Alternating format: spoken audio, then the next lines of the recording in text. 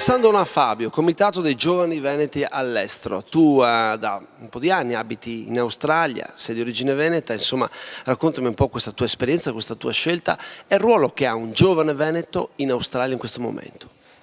Diciamo io mi trovo in Australia, a Melbourne dal 2000, quindi sono 12 anni. La comunità italiana a Melbourne è molto ampia, siamo circa 500.000 di origine italiana.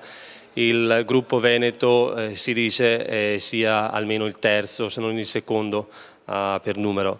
Diciamo, i giovani attualmente, i giovani che dal Veneto partono per venire in Australia sono sempre di più in aumento, soprattutto per il discorso della possibilità di effettuare un periodo di vacanza lavoro, ovvero per il giovane che entro il 32esimo anno d'età volesse effettuare questa esperienza, diciamo una cosa molto fattibile da fare online, assolutamente facile, anzi anche poco costosa.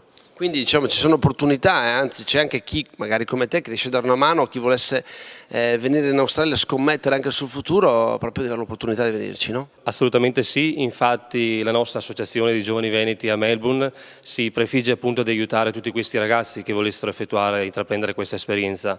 A tal punto negli ultimi 2 anni abbiamo assistito, diciamo, abbiamo appoggiato diversi ragazzi vicentini, padovani e trevisani in particolare che hanno effettuato questi periodi di quasi 2 anni di esperienza in Australia. Dimmi, riassumimi con 2 battute. La bellezza dell'Australia è l'orgoglio di essere comunque un veneto di successo in Australia. La bellezza dell'Australia è sicuramente la parte paesaggistica, assolutamente molto diversa dal nostro Veneto. L'orgoglio di essere veneto, quello di lavorare sempre dalla mattina alla sera e non fermarsi mai e di continuare a crescere per migliorarsi giorno dopo giorno.